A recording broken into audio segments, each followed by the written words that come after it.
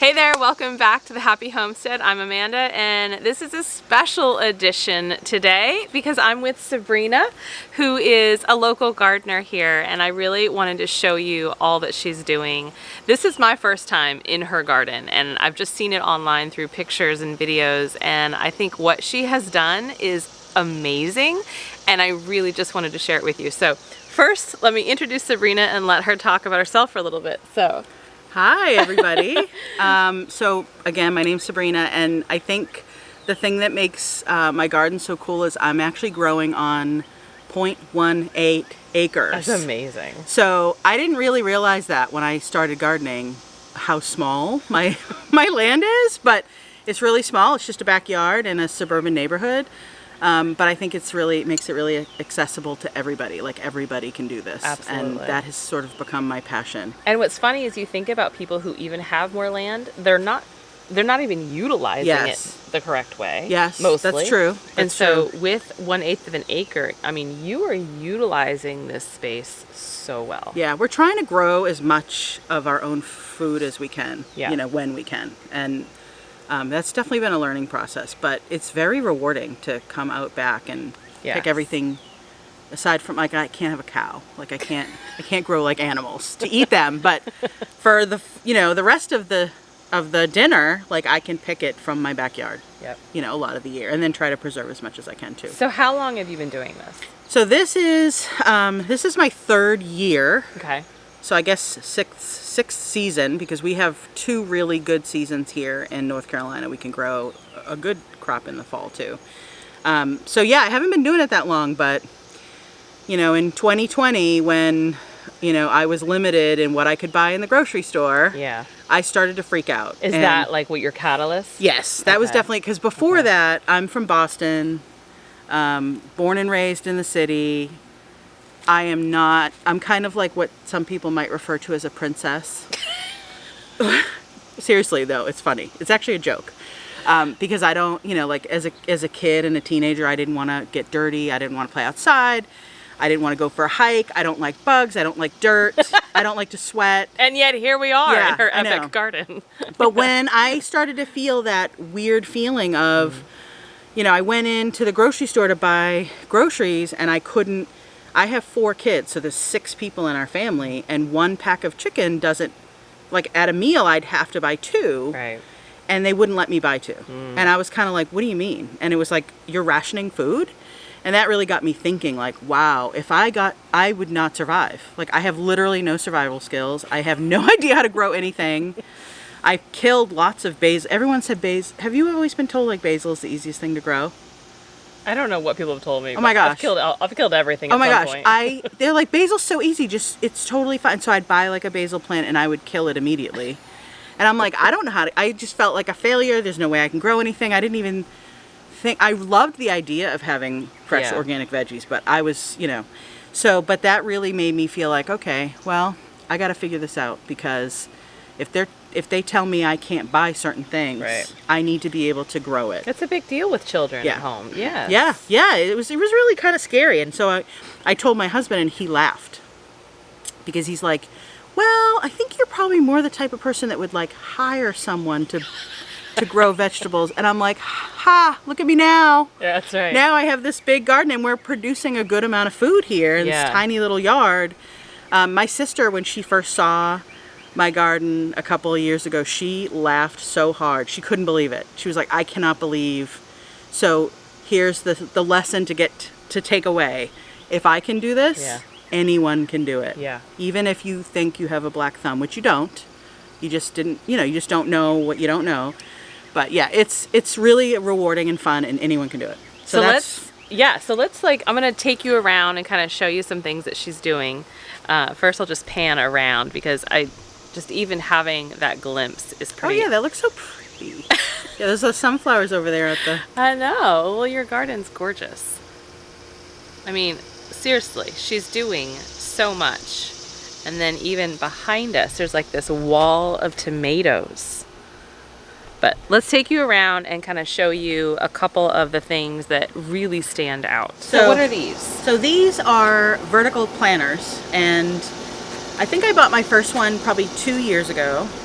And these, especially if you're in a small area, these are a lifesaver. So like this is my second one I got this year.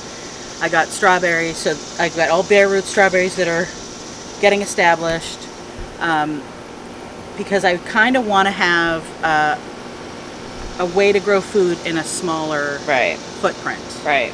So when you don't have a ton of space, a vertical planter like these can really be great. I mean, makes the difference. Yeah, this one has a lot of herbs in it. And then I'm gonna do like lettuces. And if you can think about it, like my door to my kitchen's right there, and you can walk out and clip a bunch of herbs for dinner. You can grow pretty much anything in these deep pocket ones. And you have a coupon code. I do, yeah. You can get $10 off. So I'll link that down below where you can get $10 off with her coupon code on your own GreenStalk Vertical Planter. Yeah, they're great for people who don't have a lot of area. Right. Because you literally can grow a lot of food in a small area, and I'm gonna probably get more. I don't know. It's kind of like people say that's like chicken math. You start getting chickens, you end up getting. I'm gonna get more green stalks. And probably like the main part here. So one of the things I wanted to highlight is I love how she did this trellising with her tomatoes. It looks like it's a hog panel with maybe some T-posts? Yeah. So it's on either side, they're 3x6 cedar raised beds. And then it's a hog panel right in the center, 8 foot, I think. And then we use T-posts to secure it. And this is like my tomato bed every summer, because you can train your tomatoes, they can grow, and so you have support. Tomato cages are like a disaster, I think. So I don't love tomato cages because I fall over, and so this is just super secure. This is holding a tremendous amount of weight and food. They're gorgeous. And they looked really pretty. Yeah, it's real practical. And then in the fall, you can grow other climbing crops on here, or the spring. And then this is a 16-foot cattle panel. Okay. And 4 T-posts that we did an arched trellis. Part of, I think, what is important, we don't think it's important in the beginning with gardening, is make your garden kind of magical and beautiful, and plant flowers, and do things like this to kind of add beauty to it, because it makes you want to come out here.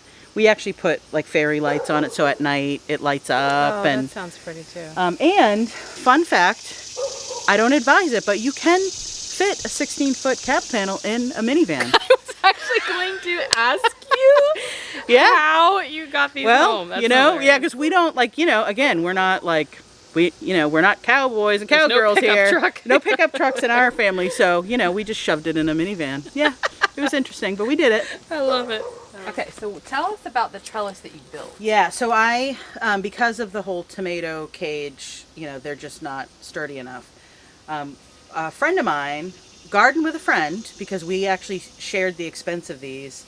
This is fencing. Now I can't remember exactly. Yeah, you can buy like a roll of it at the hardware store. And we can link it if people want to see what it is. Okay. And then you just need zip ties, a roll of this fencing, and snippers, tin snips. And we made 10 of these out of one roll. So it ended up costing us like $50 each. And so you make a really sturdy tomato cage for $10 a piece. Wow, that's pretty good. So you can cut holes in it where you want. So once we put it in some of the beds, we actually grew butternut squash. Wow. And delicata squash on these. So it just grew up. It grew right up it. Yeah. And it looked really pretty. I had to pull them because squash bugs demolished them, but it looked beautiful, and it's a practical way. And then you can just, like, if you need to prune or you need to harvest, you can just sort of strategically cut some holes in here so you can easily get your hand in. Yeah. But if you want to even unroll them to store them, you can unroll them and store them for later. So that's genius. I love that. Yeah, I mean, I might have to grow tomatillos in this the next time. Yeah, speaking of the tomatillos. Holy tomatillo. These, I think she said this is only two plants. It is insane. And I've never grown them before, so that's another thing about gardening that's really kind of fun. And it's that good for someone like me who's a control freak to have to experience is, you know, you can read on a seed packet, oh, it's going to grow this big, or you got to place it this far apart and all that. But for me, I have to sort of experience it and do it. Right. So yeah, tomatillo plants are super prolific. I had a plan on what I thought I could do to kind of control it, and that did not work. So I think next year maybe trying to grow it in one of these might make sense. But the bees, out of everything in my garden, pollinators and bees love this so much. It adds a lot of beauty, and of course they're delicious. Yeah, but I didn't know. Like, that's the thing too, when you don't know anything about gardening. Like, I didn't even know these were figs at all. And then last year, I think that was the first year it actually fruited. Wow. And I'm like, wait a minute. I think these are figs. Do you know what variety it is? I don't. Okay. I don't, but they don't get much bigger than this. Oh, really? Yeah. Oh, I mean, a little bigger, but they're mostly like this big. The mini ones. Okay. Yeah. So is this one tree? Two. 2 trees. Yeah. Okay. Yeah. So yeah. Huge amount of figs here. Yeah. When I get to pull them, I'll be pretty excited. It is. They're just gorgeous. Okay, so clearly you have produce coming in. Yes. Right? And there's only so much fresh eating you can do. Yes. So I'm just curious, because I know from my own journey, like, I'm always expanding on what I'm doing and what I'm learning. How has that helped work with you? You know, I kind of feel like the type of person I am, I can't handle all of it at once. Mm-hmm. And so last year I got really overwhelmed with the harvest. Like, I didn't think ahead, like, oh, we can't eat all this. What am I going to do with it? So I ended up just throwing pretty much everything that we couldn't eat in the freezer. No, not away. Oh. Gosh, girl, no. I was going to have a heart attack. No. Didn't throw it away. Oh, okay. Yeah, no, but I just threw it in the freezer because I was like, I don't know what to do with this. Good. And I would give away, things like cucumbers or whatever. But yeah. And so this year, I've been able to be a little bit more mindful. Yeah. And I started to can, which some of you, it might be like old hat. Right. It is very exciting for me to can. I'll tell you, there's this whole world, and I wish, I'm 49, and I wish I knew about these things when I was 25. No kidding. Because can you imagine how, we would be so good at this. And or if we knew 10 years ago to go buy 10 acres. Yes. Right? Just like these, woulda, coulda, shoulda. Yeah. But, I can't, you can't stay there. Right. But if you're younger and these things are kind of floating in your head, start now, and then you can prepare your children so that they'll understand the importance of being independent. I mean, that's kind of my thing now is, I do a lot of educating on Instagram. I don't love Facebook, so I focus on Instagram. Just getting people to get into that space where I can grow stuff. Just grow something. And that's what I do now. So let's go there. So where do people find you? What are you offering? How can people learn about you? So I'm Unexpected Gardener. The Unexpected Gardener? Not the Unexpected, just Unexpected. It's like _gardener on Instagram. I love business. That's kind of my background. So my husband was like, boy, this whole thing's unexpected. You're like the Unexpected Gardener. And I was like, and that's how it happened? Yeah, that's how it happened. I was like, that's so true. So that kind of encompasses like what I am. Yeah. And so now my passion is teaching other people to do this. And so I do a lot of like one-on-one client consults and help people get started and kind of hold their hand in the process. I'm working on my course. I'm writing like a course for beginners.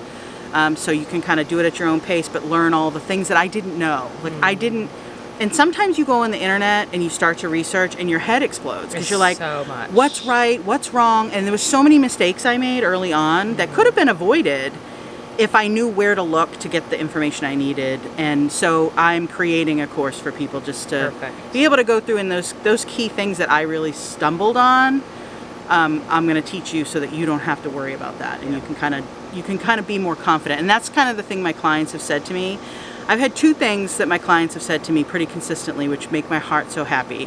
I have, going through this with me has given them hope. Oh, and I'm like, that's amazing. Gosh, right? The other thing that people have said to me is they feel confident. Like by just kind of that guidance, they can go in being confident going into the gardening season.